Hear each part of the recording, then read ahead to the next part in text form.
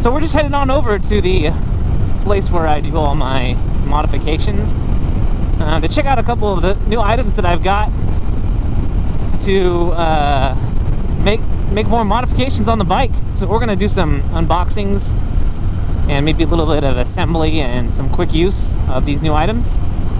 And I'll see you on the other side. A few moments later. So I'm here with my best friend Revzilla.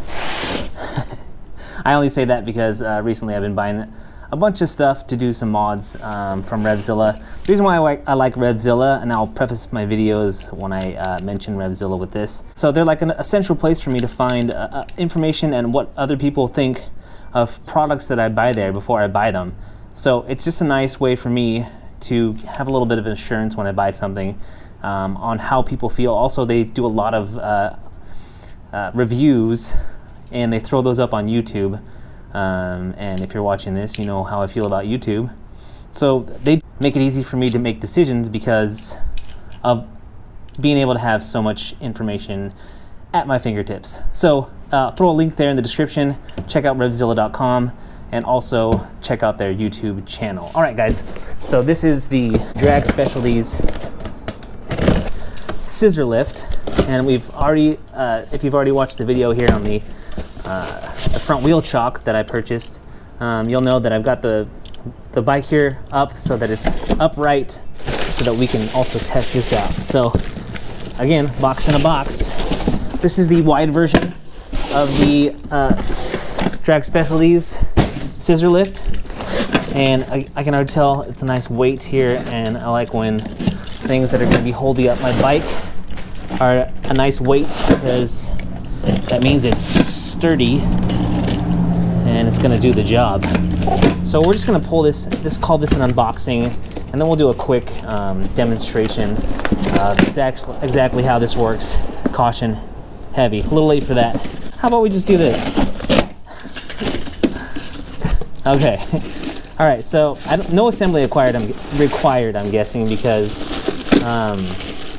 this is just come as you are. So maximum load, another reason why I chose this is a maximum load of 1,000 pounds. There are some cheaper ones that were maximum loads of like 800 pounds, and my bike weighs a little over 700, but I wanted to get one that I knew for sure that I would not have any trouble lifting my bike up and keeping it up. Plus, this is the wider version of what they have, so I don't have any worries that the bike's gonna tip in one direction or the other.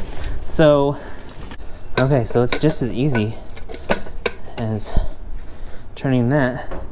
So we're just gonna do a quick demonstration. So we've got the bike upright already using this chock that I bought. Okay, we're gonna get a wrench. A few moments later. I'm guessing we won't need this gigantic one. This one will do just fine. What if we put the kickstand out of the way here? That's what we needed to do. Get the kickstand out of the way. Okay.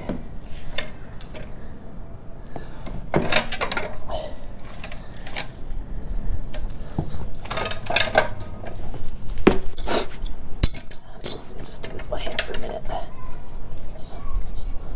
Oh, okay. Now it's getting more difficult, so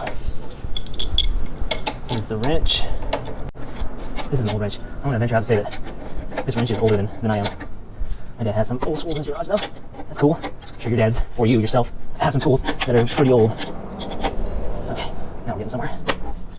Oh, are we spinning freely back here? We are spinning freely, so there you go.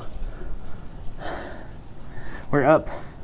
And this definitely was one of these things where, had I not had my front wheel chock, this would have been a lot harder. So I don't know if you can see this. It looks like this center stand is tilting backwards a little bit.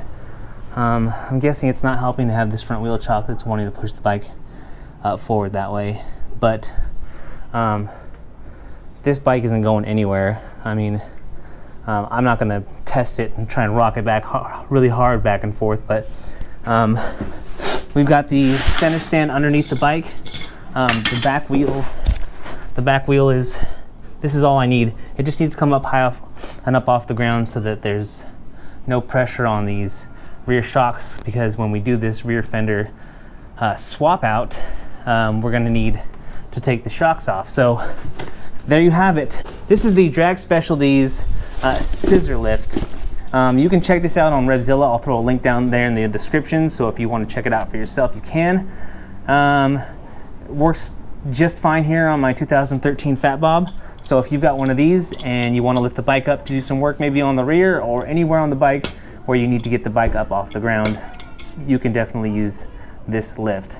So guys, if you are so inclined, give me a thumbs up down there to let me know if you like the video or not.